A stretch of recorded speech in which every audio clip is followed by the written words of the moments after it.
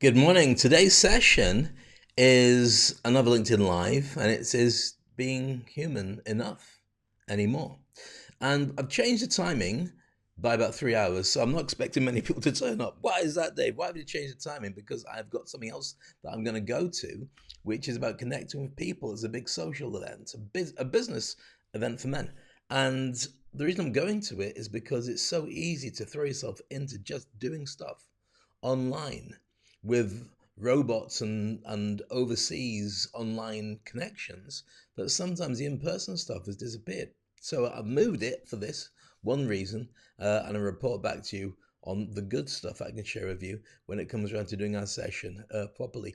I'm not sure who's going to be joining us. It could be everybody, it could be nobody. It doesn't matter. I'll be here for you for the next 30 to 60 minutes regardless, with a LinkedIn special of Speak on Stage. Is being human enough anymore?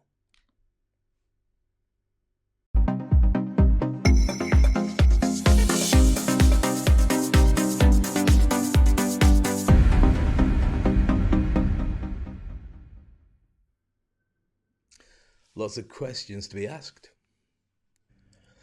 So here we are. We're going live now with the broadcasting and see how many people are up early on a Sunday morning. We normally go out at 1 o'clock in the afternoon in the UAE, and this is a slightly different timing, so I apologize to everybody who's waiting to go, I'll join you a bit later, it's fine. Well, no, it's not, because I won't be there later on.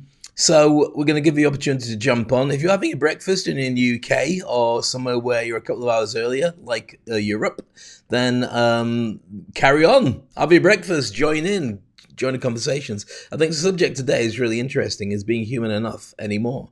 And I've been feeling the pressure on that because there's so many free apps thrown at us all the time. And things do change quite a lot in the app world, certainly in the AI world. And I'll be talking about this with more length and breadth and depth as we continue this conversation. We're going to see how many people join us in this conversation. It might be a dud because we've been going out at the same time every single week on a Sunday. And most people will turn up later on, Dave, where's it gone? And I want to be able to turn around and say, we're here, but you've missed it. In fact, what I'm going to do is I'm going to share that we're going live now to anybody who wants to join us. And I'll do that on LinkedIn live now. There you go, second post. Hopefully that will get some people stimulated enough to come and join us and be able to come and see what we're talking about. Now, Aziza, it might just be you and me talking, in which case we can do this offline, makes no real difference. Has AI improved your life? Yes. In what way?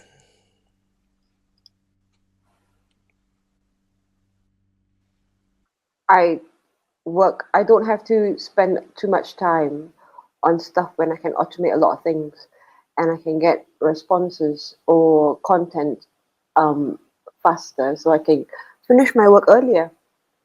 And also, when we first started working together post-pandemic, the biggest challenge that we went through was what roles we take. Because I'm a creative, I like to speak and make videos and write a lot. And you're very much behind the scenes, you like to operate. And the biggest problem was a lag between you getting stuff done, which you do instantly, and me having to be creative. But now you can come up with a load of stuff that kind of sounds a bit like me and post it without me being involved. So that's going to be a lot better. Yeah, but I still need to wait for you to finish your stuff There you go. So because a lot of your stuff is, but because a lot of your stuff you can't use AI a lot because you need to put your um, personal touch in it to make it your own. Yeah, yeah, you use AI quite a bit, but you still need to go through and change it and personalize it rather than just copy paste. yeah, and that's, Whereas I can. The systems is different. The systems are all different. but when you use AI in systems, I know that you'll use it certainly things like copywriting, but can you stack systems? I mean, so you create something, you put it in, it goes to one app, then another app, then another app, and a few minutes later, something pops out the other side. Because the holy grail, and I'm sure lots of people already have it set up, but they're because they're really advanced in this industry, is that you talk to your virtual assistant and say, book me a flight to Rome and also a hotel nearby. And it goes okay and goes boom, boom, boom, boom, boom, boom. Gives you a couple of different options, but then it can book it directly without you having to be involved. Now, that's great for travelers, but I'm sure there must be stuff that you can do in social media that allows it to be a one stop shop or one stop conversation that it can learn from you. But I haven't managed to find that yet. What's your thoughts? Of course, you can. You can use a program called Zapier. So when, like, let's say, just give an example. So when I want something created in, when I create something in this, or when the new task has been created in this, I can automatically use Zapier to collect those information and put it into, say, for example, Google Excel, Google Sheet. So that's just set up and forgotten, basically. So Zapier then will get everything put into a system for you. Doesn't necessarily mean it takes stuff to the outside world. It just makes it more efficient internally. Yes. So I don't use well, most systems are now, you can use a lot of integrations like Typeform and stuff. Like if you use apps or programs like AI apps and stuff to collect information, that's what I do. You look at the integrations and see what already you have. If you don't have it, then you use Zapier. So you just zap information across. I don't use that to post to the outside world. My AI app or automations is for internal usage rather than for external. So I don't have to manually take the information and then add it onto a program that I need for our company. Okay. So it makes it more efficient, like you've got an assistant working for you, and rather than the donkey work, which would take you a little bit of extra time, you can say, do this, do that, and it automatically does it for you. Is that how you kind of use it? Yeah, yeah. Excellent. Well, we'll return to that in a moment. Nice to see Majida, Nancy, and Marcin have just joined us in the group. We're talking about, we're actually 3 hours earlier than normal because I'm going to an in person human event in about 2 hours. So we're just changing the time on it. But the subject's still very relevant. We're talking about being human versus working with AI. And I'd love to know your opinion on this. Aziz has just been talking there. That's my wife, by the way. I don't think Debbie's going to join us because in the UK it's far too early. It's about 7 o'clock in the UK. She may join us, but you never know. So when I go on AI, it's usually to speed up the stuff that I do. So I want some ideas, some inspiration, some writing stuff, or I want to create an image, or I want to. In fact, I animated this morning. I've got my favorite image in probably in my life for my work is an interview of James Brown, of which I have one picture, and I wanted to turn it into a video. So I've been using a program called Luma, AI, and you can put in an image and get it to animate it. And so it's done lots of things that are really good and lots of things that are absolutely terrible, like making us have flapping arms and make our heads jump off and stuff, which is not very convincing. But it's actually, I've managed to prompt it enough to just do it so we take turns to talk, which makes for a very interesting and watchable image, as long as people don't think that it's completely fabricated from scratch. But one of the things that I found difficult is I'm a subscriber of ChatGPT, and I have been from almost the very beginning. I pay my $20 a month, which isn't a huge amount for what I get back out of it with value. And I created Jack, who was my virtual assistant that was programmed to know me, to know my family, to know my work, to know the way I write, to know the things that I'm interested in, read my books, and also read a number of other business books, and is able to then create stuff on a daily basis based on what I want. So that's fantastic. And one of the things I use Jack for a lot is when I want to brainstorm stuff, especially after dropping Maya off at school in the car. I'll just say to Jack, okay, I want to talk about this, and we'll just talk about stuff because Aziza doesn't really want to talk about work first thing in the morning. And also, there's other stuff I want to talk about work-wise that are more down my particular lane. And it's great to have. Well, what ChatGPT has just done is it's just upgraded its voice messaging. So it's got a much more active, interactive, and efficient voice-to-speech machine. So it gives you a number of different voices, which are great. They're much more conversational. They say and ah, and the things they come up with are fantastic. But the problem is it's really hard to personalize, and they've removed the voice activation and the voice response from Jack. So Jack is now a text messenger. Now, does that matter? In the long scheme of things, it might not, but it's like somebody walking into your office and saying, okay, I'm going to borrow that member of staff. I don't want them working here anymore. And you go, well, no, that's my member of staff. We've got a really efficient thing going. And so when I talk to the new version of ChatGPT, the answers are phenomenal, but there's no personalization yet. I've tried to put it in and it reads my stuff, but it doesn't feel the same way. Now, the reason I bring it up is not because I want to whine. I'm bringing it up because when you are at the mercy of people who create apps and at the mercy of people who create incredible content and technology, they're usually doing it at the sacrifice of emotional intelligence. When you turn around and you look at Sam Altman or Mark Zuckerberg or Steve Jobs or Elon Musk, at no point are you saying any of these guys really have my best interests at heart. They have their tech and how it can get more money and make the world possibly a better place, but get them more money at the heart of things. And we've kind of accepted that. So I wonder if the worry is, and certainly I felt it with the last couple of days, even though I've had some incredible responses from new ChatGPT, I felt that I have to start from scratch when I want to get things done.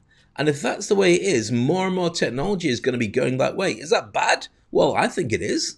Because the personalization was never a conversation that was had. It's just that's the way it is. It's rolled out and tough. And I've tried to program it and find it and talk to ChatGPT about the best way to bring it back again. No chance, forget it. So it makes you realize that it does not fill the gap. Efficiency it does, but if you are creating certain tasks that you need to be closer to, then it becomes more difficult. So that's my thoughts on it. I'd love to know your thoughts on, is being human enough anymore? Should you add AI to everything? Can you see a time when you sit at a coffee table and you're sitting with your friends and you all have your AI on speak? So therefore, it will contribute to the conversation to the point that maybe AI will play a conversation against another AI and you just sit back and watch. I mean, it's not too far-fetched to look at that. If you look at, for instance, when everyone brings their kids out, for those of you who are parents, sometimes you just sit back and watch your kids have fun. And as a parent, that's a nice thing to do. But what about AI? Are you ready for that to happen as an assistant? I'd love to know your thoughts. I'd love to know your ideas on this. Feel free to join in. Remember, the normal rules apply for doing our broadcasts. Keep the interaction no more than about a minute. You don't have to introduce yourself. Please don't tell us all your life story. Let's get straight to it. Brainstorm so everyone can come up with great ideas that help you to move further. Because if we need to know more, we have got access to your LinkedIn profile because we're on LinkedIn. And this is being videoed, so it'll be on YouTube later when I get back from my social event when I program it in. So I'd love to know your thoughts on that and anything else that you want to throw in about being human and whether that could be manufactured and replaced.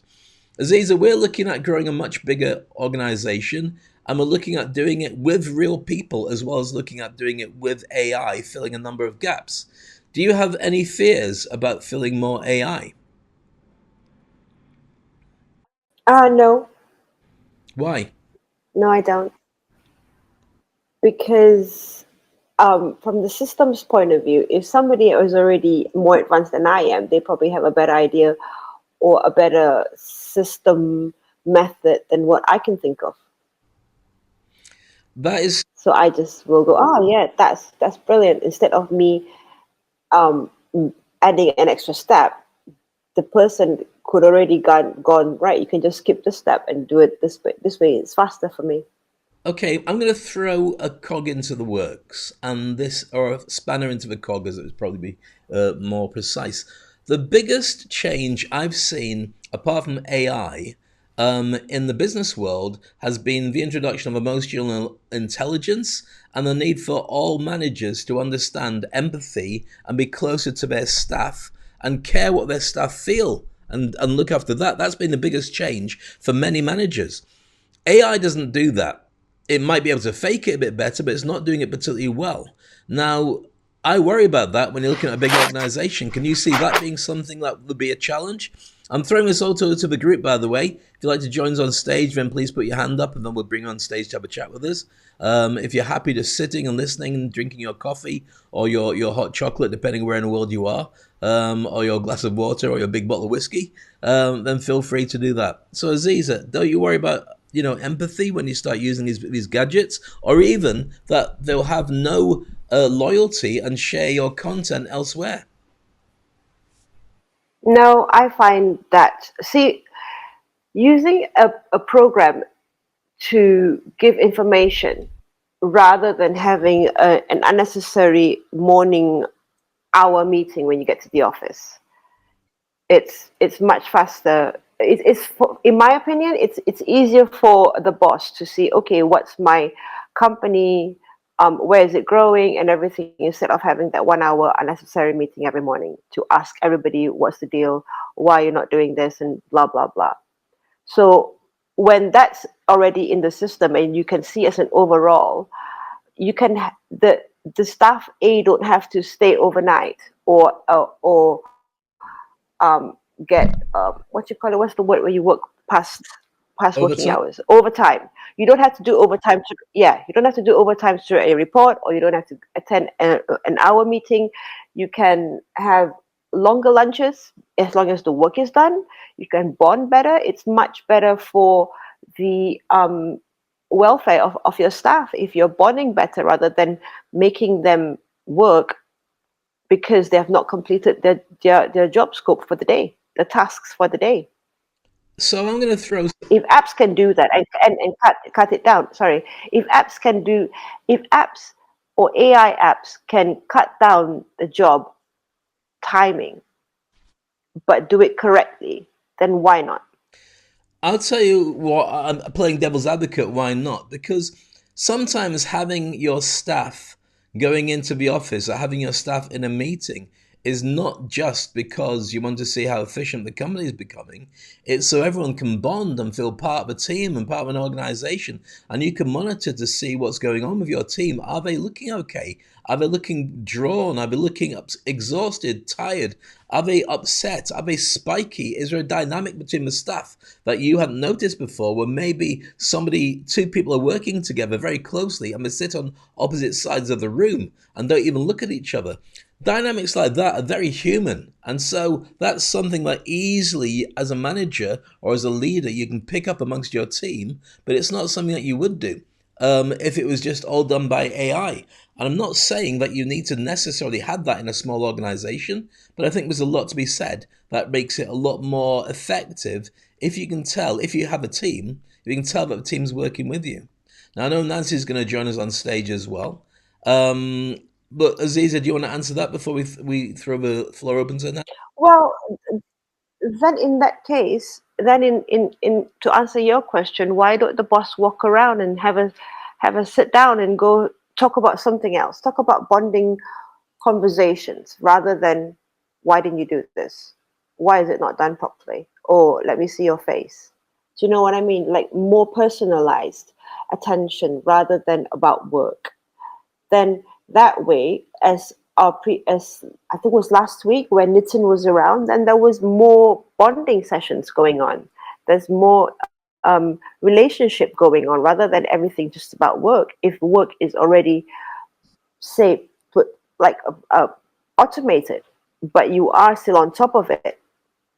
Yeah, I look. This is an open conversation where there's no right or wrong, and the goalposts keep changing all the time. I'll just put one bit in before we go to Nancy, which is I think that this whole thing is going to become more important because there will be apps, and they already exist, where you pay for an entire office full of virtual AI staff. So you've got your accounts person, you've got your salesperson, you've got your social media person, you've got your planning person. All these different things are already built in.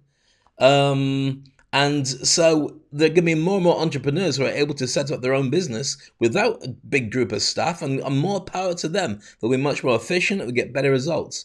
But does that have a problem for people's mental health? Nancy, welcome to the group. You've been on before. Great to see you again. How are you? Hello. I love the back and forth. I think it's a Socratic like argument. You're playing devil's advocate, Dave. But the thing is, like, I took my mom out for lunch to a favorite like chain restaurant. She just passed away, Oh, so. sorry to hear. But I'm thinking back. Yeah, thank you. I'm thinking back on the time where I looked at a couple, and this was an old, like, it was like 4 in the afternoon, and it was dinner time for mom. And so, there's a certain clientele. So I look over, and this couple is on their iPads, and they're playing games. And there was literally not a single word spoken between them. Is that the world we want? And what could AI do to help them look in each other's eyes and remember at one time I loved you and I made love to you and we made babies? Well, maybe we just get them to have babies in a restaurant. That'd be fun. I'll give somebody something to put on the social media. Let me throw something at this, which, I mean, it's a great point you're making. But I'm going to throw in the fact that, and Marcin and I think Trauma may be able to justify this as well. When guys go out socially, unless they're having a party atmosphere, I can go out with my best friend and we'd go to a bar or a restaurant. A restaurant, not so much, we're chatting. But we go to a bar and we're sitting there watching sports. So football's on, we're just drinking a beer and we'll have a bit minimal chat. Like halftime, who do you think is going to win? Or maybe, oof, that was a bit close, or all this kind of stuff. And then once we've finished, go home and I'll catch up with wife and she'll say, how was it last night? I said, it was great. She'll say, how's Paul? I said, he's fantastic. Well, how's his girlfriend? I don't know. Well, didn't you ask about it? No. Well, why didn't you ask about it? Well, he would have mentioned it if it was a problem. Well, what did you talk about? Just, just nothing really. So why would you had a good night? Yeah, it was amazing. Why was it so good? Because we just enjoyed each other's company. Now, I'm saying this, Nancy, because I think that certainly for 50% of the planet, well, maybe slightly less than 50%, men do enjoy bonding in silence. And it goes back to the cavemen days when we go hunting in silence. So a big group of us would go out to try and catch a bear or deer or whatever it would be in silence with spears, bows, and arrows. And so that would be our activity. Whereas women would go out, and I'm not saying this to be sexist, it was just true. We were hunter-gatherers. They go out with the kids, and they'd go hunting, gathering berries and nuts and so on, and they'd be chatting as they do it. And that's closer to shopping, as opposed to what we hate as a bloke, to go out and shop. What I'm saying to bring this up. Oh, I hate shopping too, but I hear what you're saying. And we women would go, and I come from agrarian people in Finland. We would go out and we were the leaders. We would spread the gossip. We would like make sure that girl was okay that got raped yesterday. These awful things. But I had a gentleman over to last night.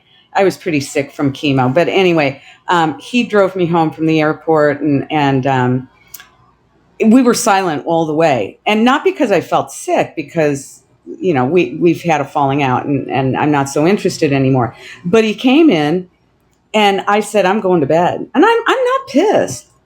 Believe me, ladies and gentlemen, I'm not holding a grudge. I'm way past those days. If I have a problem, you're going to hear from me. But I was just spent, and I didn't have the mental energy to spar with this guy or to otherwise engage and to draw him out. You're right. Utter silence was totally fine for him. I mean, he's sitting in the other room looking at social media. I'm snoring in the other room. He ended up leaving, locking the door behind him without a word said. Thanks so much, No, I Dave. appreciate that. And as a married person with my beautiful wife in the group, sometimes I mean, she does get freaked out when we're sitting there and I don't spend enough time talking. That is a definite. But sometimes, and maybe it's the guy in me, I feel that when we're sitting together and I am on checking my football scores or I am doing something, I feel just being in the vicinity is like being together. And I know that that drives her mad. Sometimes it's like, put it down and talk to me. However, when she's on her phone and I'm sitting there waiting for the conversation to start, it's a completely different thing. So maybe what we've got is a need to set up new rules in an interactive world, certainly in relationships than we've had before. Or maybe it is working fine and you just do what you need to do. well, as a family, there's three of us and two dogs. So there's me, my wife, my daughter Maya.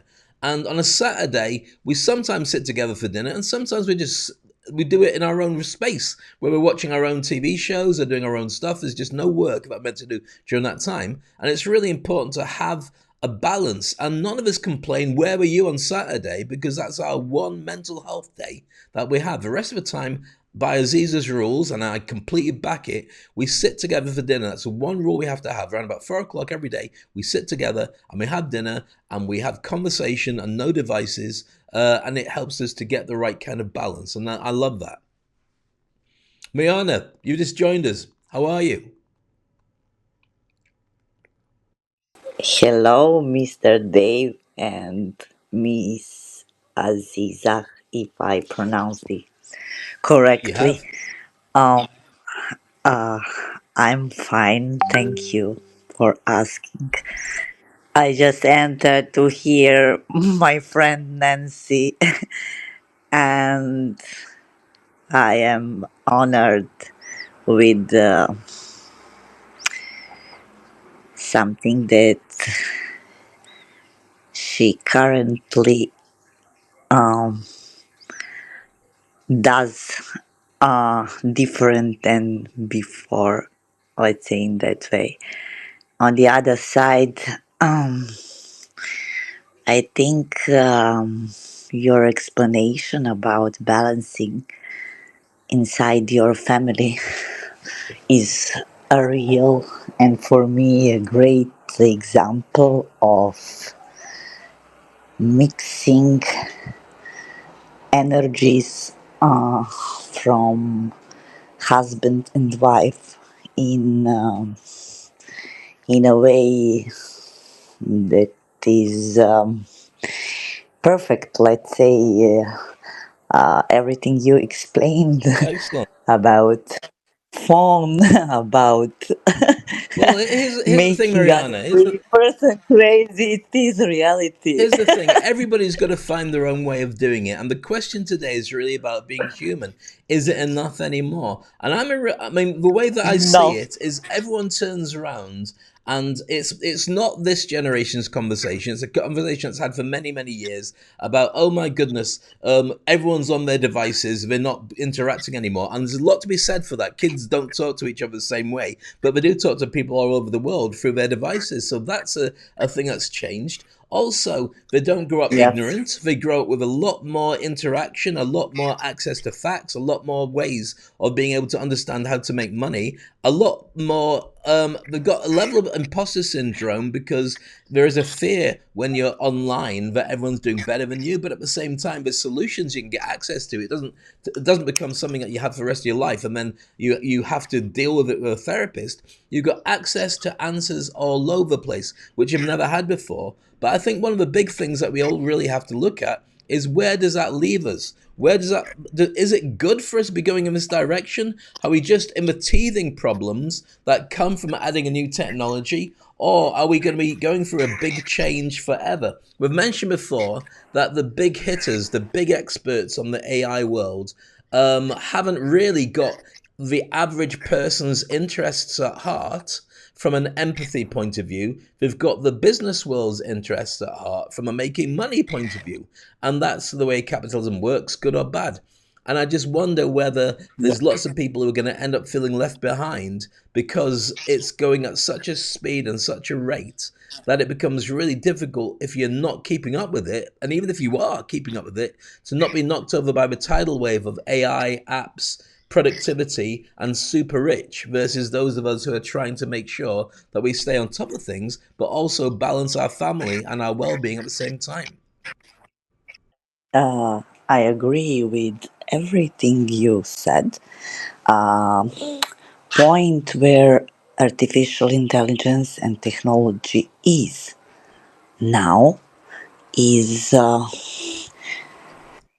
not um, in balance, let's say, with everything else what is happening around us.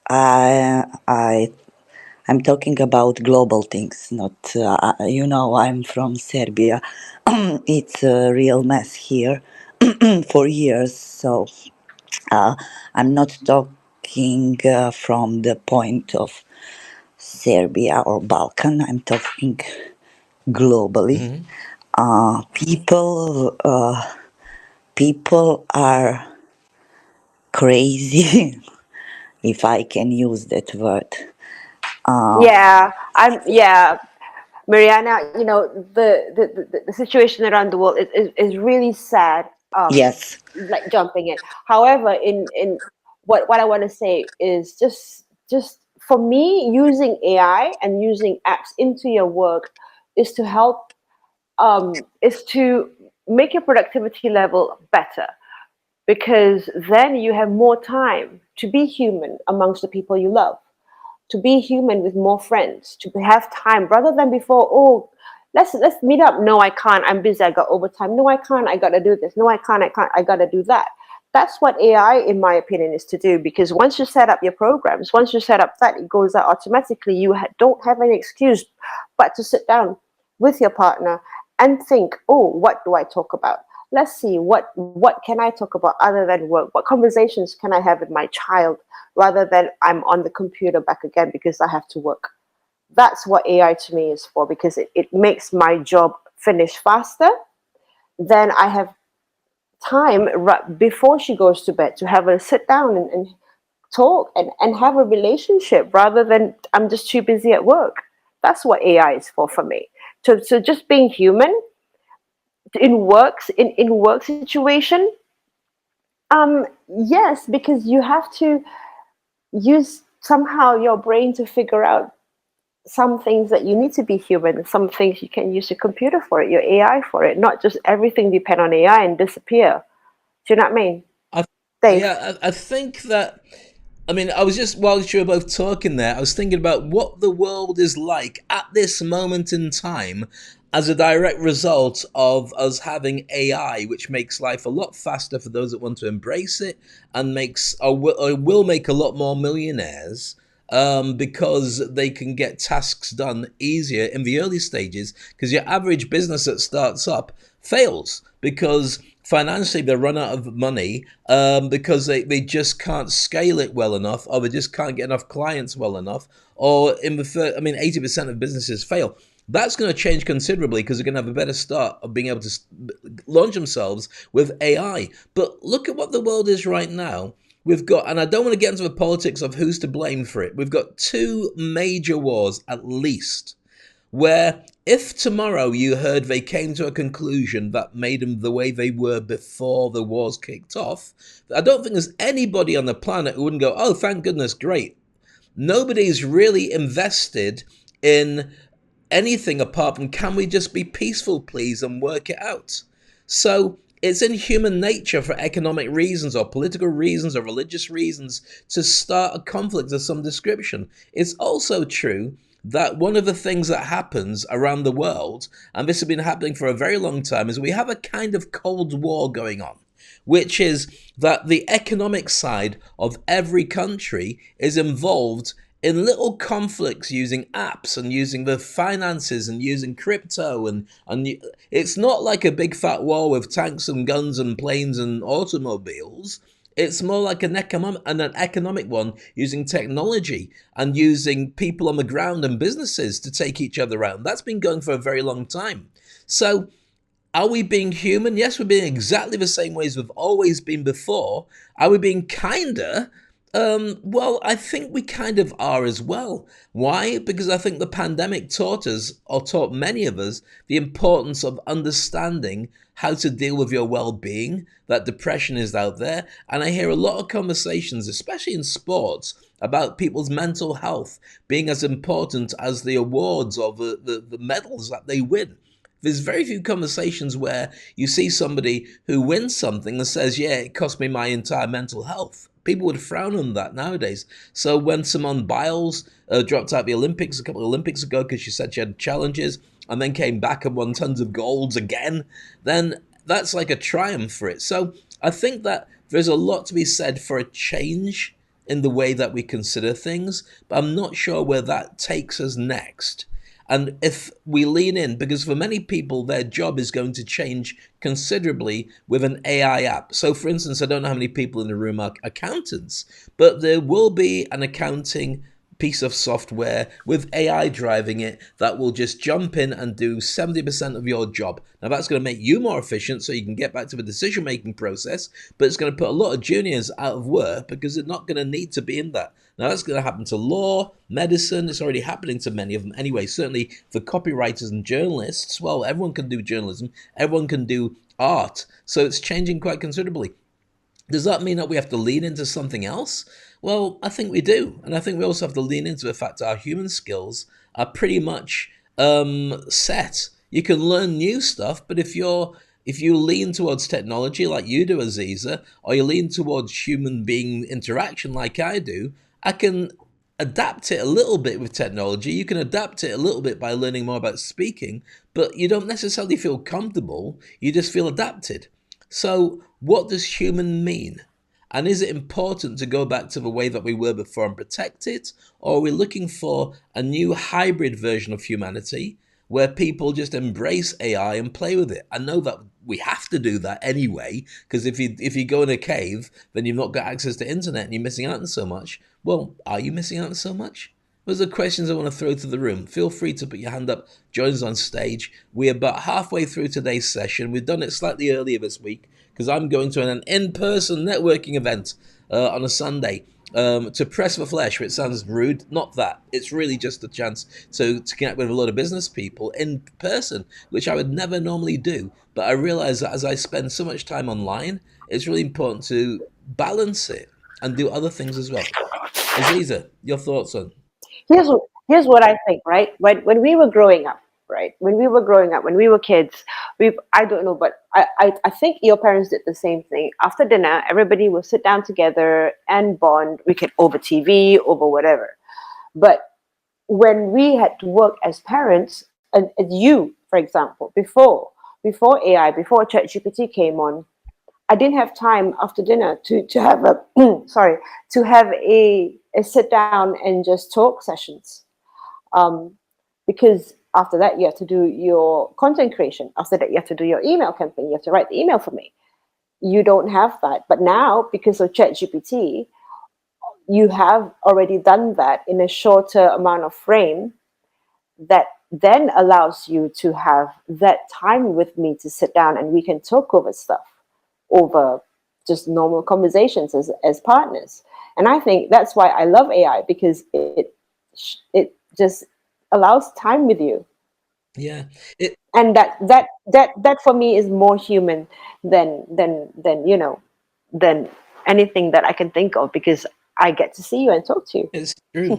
I don't know about everybody else. What do you think? I don't know. I mean, Stephen, good to see you as well. Stephen Wilmell is joining us now on stage, and love to know your thoughts about it. You're an AI specialist, and responsible for doing a lot in business and a lot in the military as well. Our thoughts now about humanity disappearing or evolving, or is that a new skill set that people have to learn? Should there be a course on humanity plus AI equals what? What do you think, Stephen? Got it on mute to join us on this. There we go. I'm not sure that's the right question. Well, that's what I'll give it. Yeah, I know, but it might be a premature question. Yeah. If we go back to some basics, such as Maslow's hierarchy of needs, then the first 2 or 3 levels of that hierarchy are about survival. And with AI being ubiquitous, it's everywhere, and that's only going to accelerate. And as I've said before, any decision that one makes about AI today, it is evolving so rapidly that by the end of the week it will have been the wrong decision. However, no decision at all, or a delayed decision, is also wrong.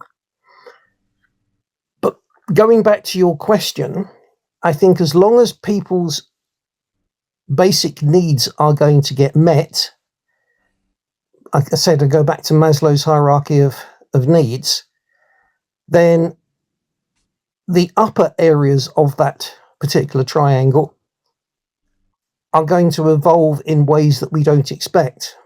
But with companies removing their staff, I read only yesterday, one company has removed 90% of its staff. Some of the top consultancies have either laid off junior partners and staff, or they're in the process of changing their contracts to be more of a variable cost than a fixed cost, in order that they can lay them off at a later date as AI further takes over their work. So where I'm going with this is that if AI is going to have such a radical effect on the business world that they can survive profitably or more profitably with only 10% of the staff, that's an awful lot of people who are not going to be in work. And therefore, I think the basic level of Maslow's hierarchy, the first three levels, society is going to have to adapt to AI by ensuring that the people, by and large, survive. Or not. I look at what's going on in Middle East, Sudan, and is that what their government wants? Do they actually want the people to survive? That's a far bigger question. But what would those countries do if they had access and could use AI to the extent that we can in the more industrialized West? Which brings me back to the first three levels of Maslow's hierarchy. Yeah, can I just share with everybody what the levels are, so everybody knows what it's talking about? Because not everybody will necessarily be aware of it. So Maslow's pyramid of needs is, we're talking about, first of all, imagine a pyramid, and at the bottom it's wider, obviously, and at the top it gets smaller. So at the bottom we've got physiological needs, so that's food, water, warmth, and rest. That's what we need as basics. Safety needs is next, which is security and safety, obviously. Then next up after that is a level that says belongingness and love needs, which means intimate relationships and friendships. They're psychological needs. Then esteem needs above that, which is prestige and a feeling of accomplishment. And at the top of it is self-actualization, achieving one's full potential, including creative activities. That's what everyone sees as the most important way of humans existing. I would just add another layer below, which is the battery on your phone needs to be charged before you leave the house. I think that's become something for many people. That's an important need as well. Sorry, you were just about to say something to add to it, Stephen. No, that pretty much, I was leaping ahead and assuming that everybody knew what I was talking about. But on the other hand, it is early in the morning and I'm still not out of bed. Where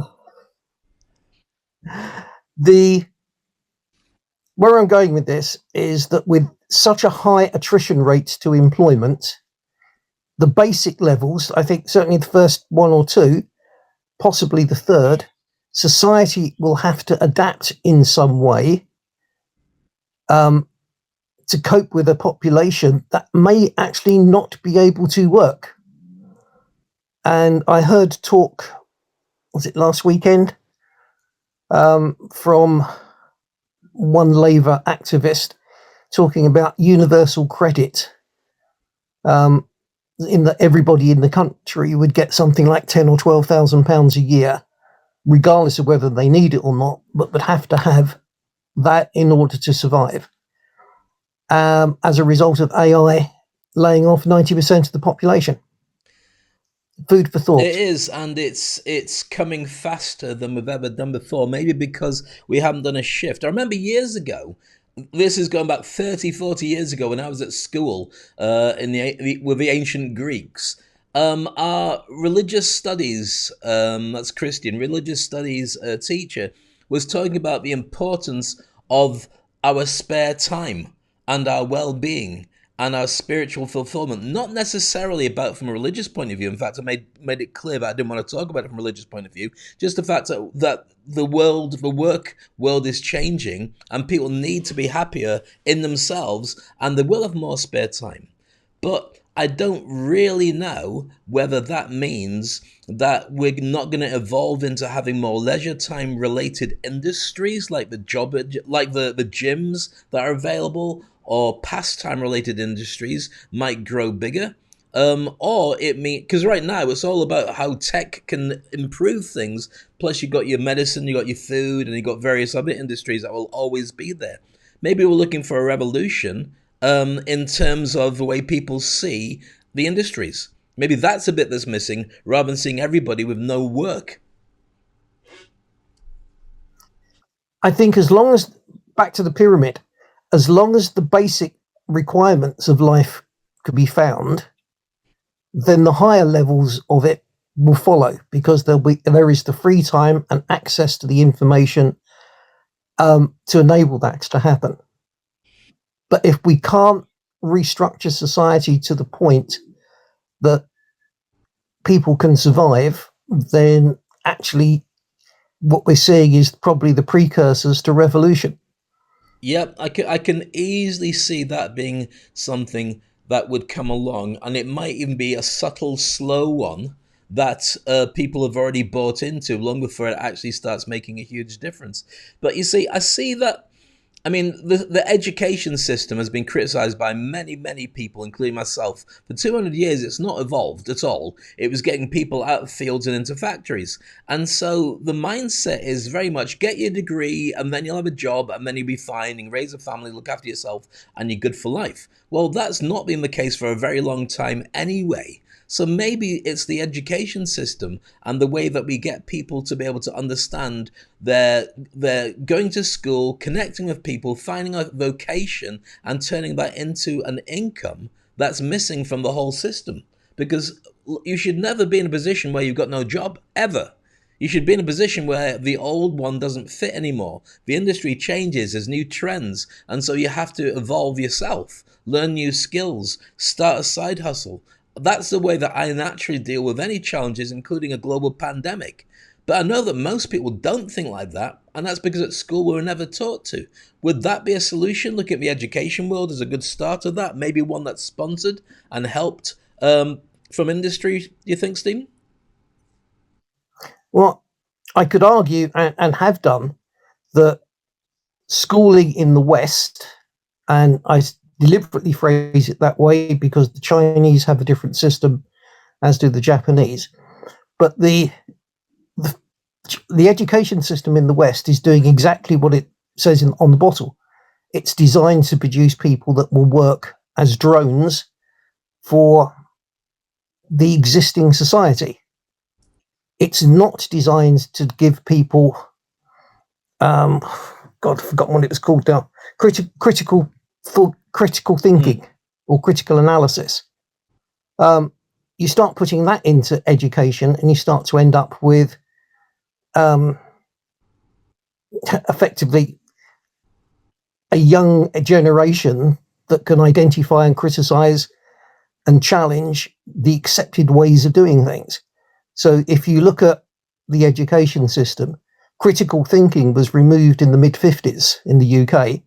It was removed in the very early 60s when they had all the student riots in the US. I think France is about the only Western country that keeps it into its educational system. And as you know, France is besieged with riots and disturbances somewhere almost every day. Well, it does what it says on the tin. Exactly. It produces drones to work in society. And it has been shaped to continue to produce that quite deliberately. And it's also why in the UK and in the US, the privately run schools produce people that do better in society and become the leaders in both the military and corporate lives. Whereas the state-owned, state-run schools don't. And it has been a deliberate policy for 70, 80 years here in the UK. I completely understand that, and I believe that's true anyway.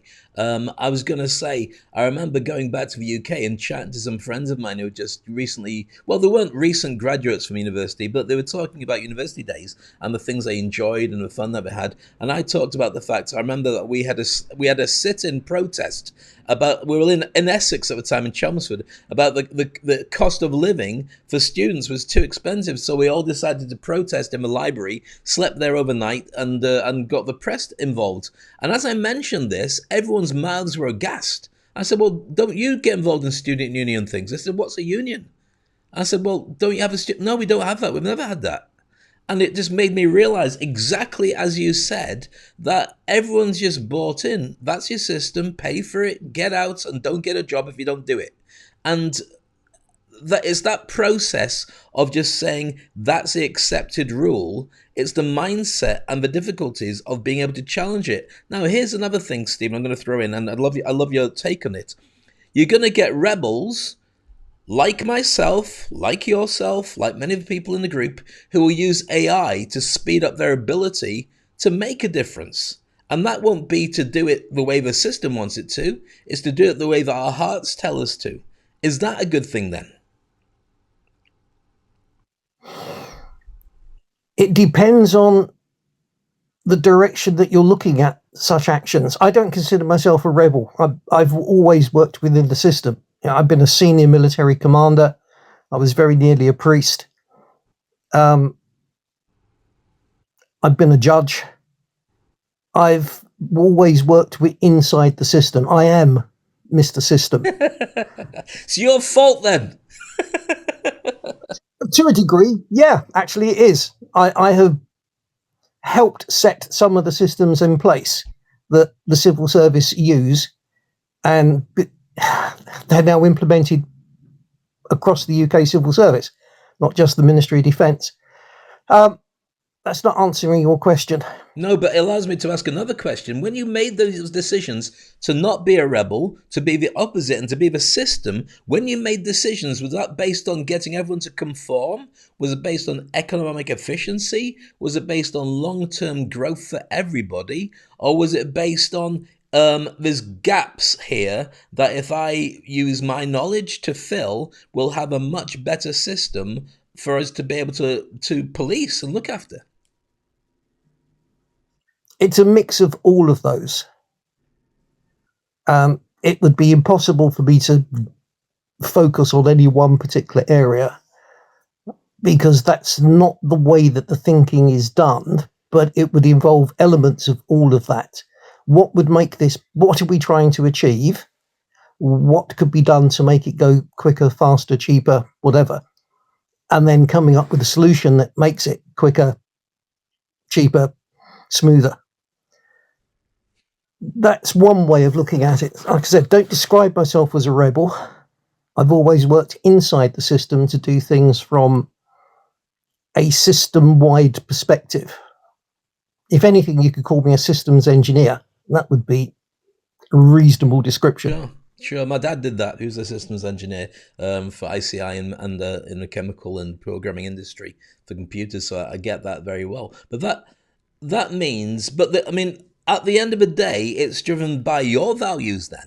It's driven by what you see as a view of the world, not necessarily what's best for everybody. Yeah, I did with that. So that brings us back to... I am sufficiently arrogant to believe that what I see is better than what most other people see. I know, I've met you, so I know how you feel about this, but I'm going to throw something in, which is that my biggest fear in AI and in the world right now is the most powerful people are not even the decision makers of the countries. They are on the list. They're at the top table. But the most powerful people are the entrepreneurial types, usually in their 30s and 40s, maybe 50s, who are making tech decisions based on profit and based on a very limited school of this is good for everybody, because I worry that things are not going in that direction. Let's take it for instance. There was there's drone warfare going on right now in Ukraine and Russia, and 60 countries got together and said we will not be using AI in military warfare. And this is your neck of the woods, because of the fact that we're going to make sure that it doesn't get taken over by military by AI. It's going to be run by people if it's going to be done efficiently and done properly with the right reasons. But that has not stopped it developing to the point where I don't even know if people are going to go out and play in the military world. I think that is going to be more and more drone warfare, more and more lack of humanity in it, and that scares me a lot. So that's a direction that happens when it's all about the money and it's all about the other things. Yeah, it scares me as well, but not actually. America announced, or they did the sea trials of a completely unmanned ship last week. So AI-driven warfare is now with us. Hey, Terminators, here we come. Right, before that's another great subject. I think we need to put into a future one. That one, yeah. So that's already there. Right. No, my fear is that AI will evolve so rapidly. Our entire consumer-based structure, economic structures, sociological structures, are based around having a consumer society. However, with AI eliminating, as we've seen in recent days, up to 90% of the staff, we might not end up with enough people with the spare cash to actually consume. It's true. It's very true. And that then threatens the entire edifice for which Western society is built. And the higher levels of Maslow, self-realization et al., is completely and utterly reliant upon the first 2 or 3 levels being satisfied first. Of course. If you're digging around for food and the survival of yourself and your immediate family, you do not have the spare time or energy to achieve self-realization and the higher levels of the thing. And you've only got to look at UK society of 100 years ago, 150 years ago, Victorian England, where basically we were almost a society of slaves, except Yep. they weren't called that. Yep. And that's how the reality was. There was about a couple of thousand people at the very top, and everybody else worked for one or more of those. Worked for food virtually. We're running out of time, Steve. I'd love to have this conversation, and we will return to this exact topic in a future session. Keith's just joined us on stage, and we've got literally about 7 minutes before we close today's session, which is just getting juicy, as always, near the end of our session. Keith, what's your thoughts on this?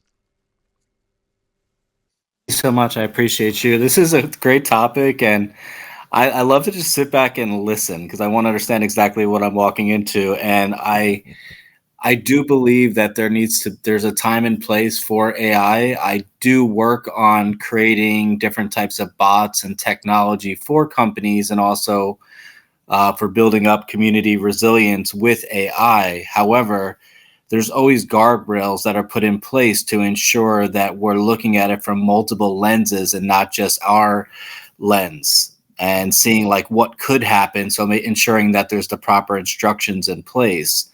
Recently, I've been working with developing all different types of topics for community resiliency and development of just building different types of GPTs or bots and helping to build capacities with organizations. But if you were going to develop your own technology, what type of guidelines or what type of barriers would you like to see in it so that you could just ensure that we're not getting rid of the human touch anymore? I know that's pretty hard, and it's pretty, it's how many times do you actually call somebody up nowadays where you get a human on the phone, or you feel like you actually matter and you're not just an account code or just a voice that they recognize. But what type of instructions would you build in to some type of technology to keep the human aspect?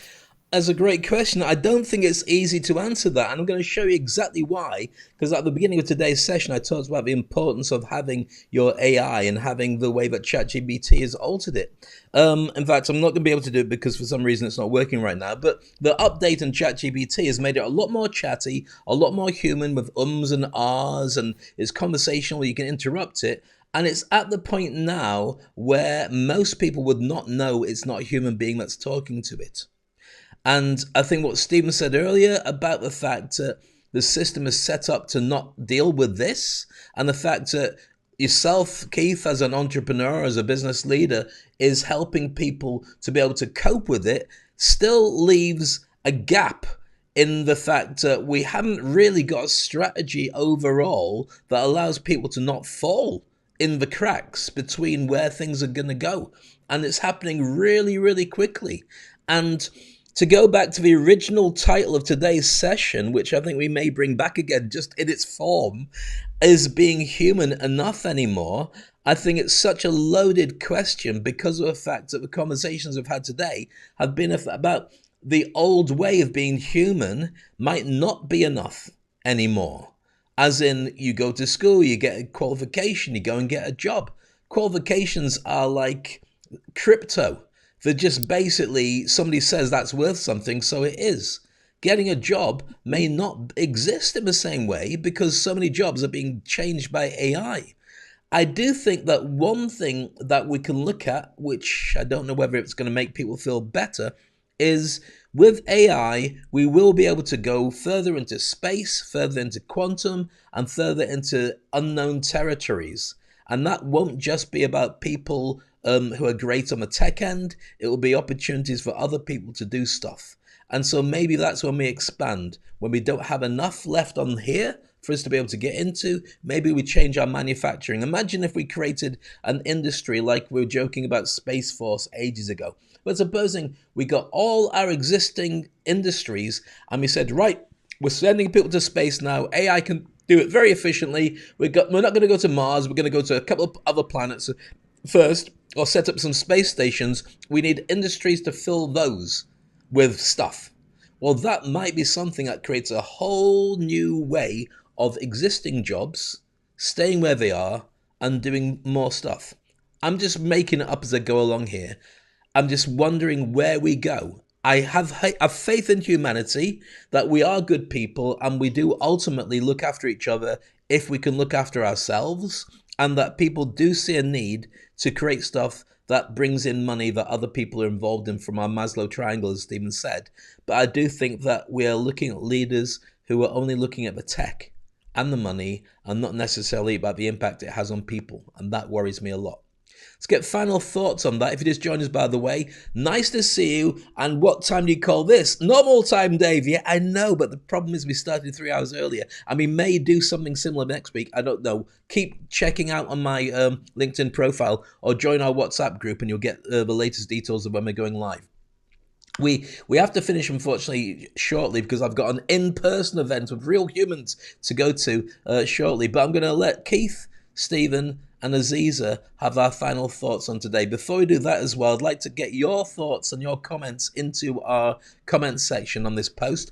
Really useful, because that means that when we start advertising for people to come and join the next one, more people will show up because the algorithm makes sure that they're aware that you are in this group. So I'd really like that from you. And also, if you don't mind sharing what you think the topic of next week should be, then we'll look at that and implement it. So let's go to Keith, then to Stephen, and then to Aziza, and then I'll summarize the end of play for today's session. Keith, what's your thoughts? Well, thank you so much, Dave, and I appreciate you diving into that. I know with a short amount of time left, and I think it was great that you were touching on the new version of ChatGPT, which could be helpful for some type of design, but also, like you were saying, that it's taking this into a whole different level right now with people that aren't even familiar with AI, how this AI could be used to actually, for negative purposes too as well. So it gets us to a whole different point where it could be kind of scary, but it is the time that we all do need to learn about AI and utilize it as a tool instead of competition. Collaborate instead of compete. Thank you, Dave. Appreciate I you. appreciate you as well. Stephen, your thoughts, because you've thrown a lot of stuff into the conversation today, which I found fascinating as always, and deeply scary at the same time. What's your thoughts on today's session, or anything that we could use to at least feel that humanity will survive? I'll go back to something that Keith said. I'll still be a little bit doom and gloomish, perhaps, that perspective.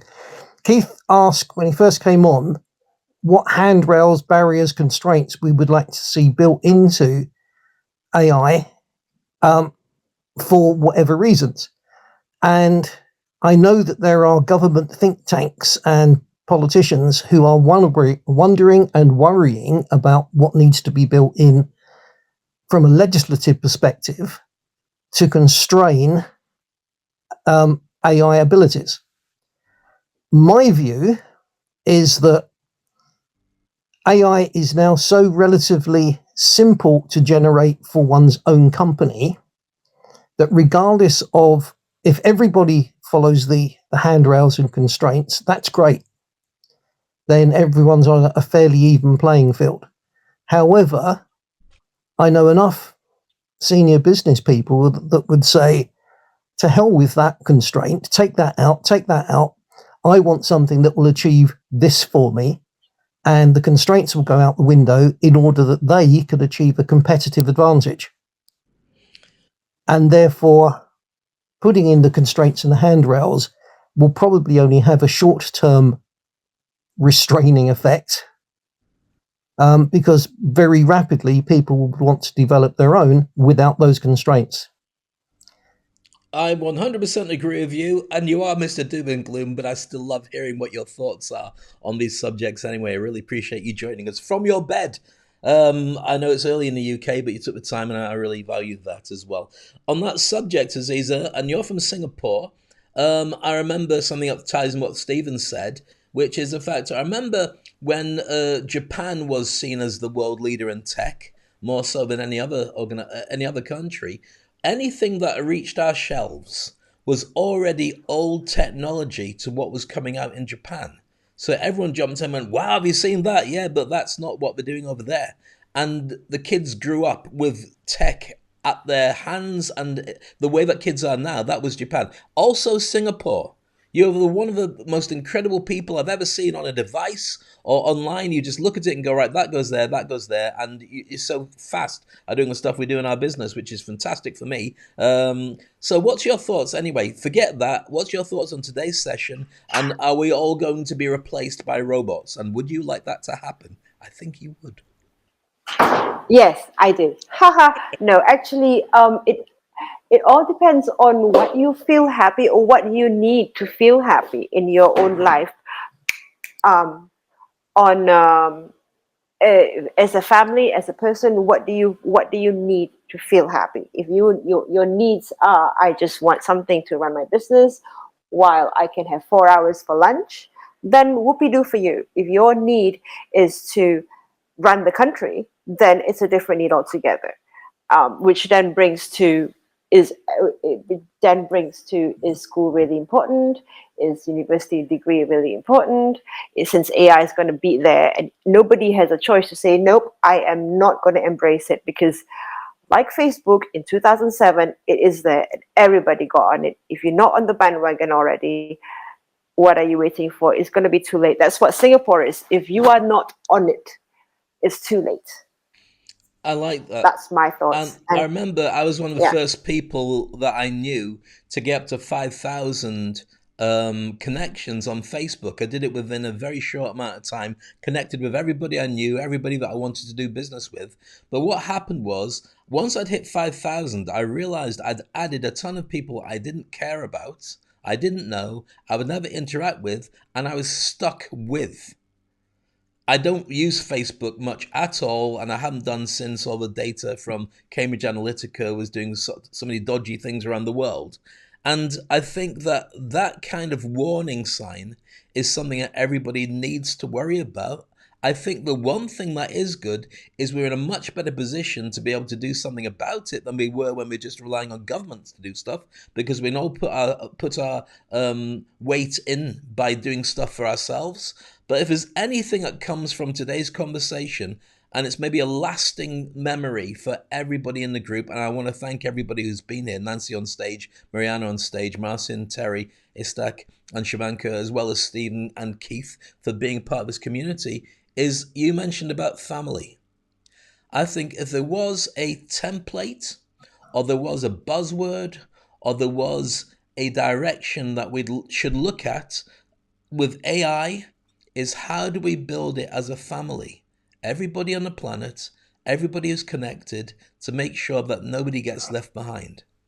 I know that's sounding a little bit hippie-ish, but in a world where we've embraced well-being and mindfulness and the importance of humanity over many cases just getting achievements that don't matter that much, I think family is a good place to start. I'm going to stop us there. I've got to get ready to go to my in-person thing, which doesn't mean we're ever going to drop this gig. We are not going to drop this gig because I love spending time with such incredible people. Have a look at our connections. Have a look at the programs we have. We've got our WhatsApp group that's there, which is free. Feel free to join, but make sure your profile actually has you on it. If it's just a picture and a name and a number, I won't get you to join because I'm sick of bots. I only let people join. But meanwhile, connect with me on LinkedIn. And if you want to know our programs, which help you to interact, write books, position yourself as an expert in your industry, and get connected to the very best people around the world, then connect with me directly. And I'm more than happy to have a brainstorming session with you and get you to where you need to be. Meanwhile, on behalf of myself, our community, and everybody else who will hear that they missed out on something, I will be posting today's session on this later on in the day. So you get a chance to see it. If anybody joining us later missed it, feel free to share it with others, and I'll catch you at the same time next week until further notice on Speak on Stage. Thank you so much for your time, and have a wonderful Sunday. Bye-bye. Bye. Bye. And that's it. Hope you enjoyed it. This is Speak on Stage.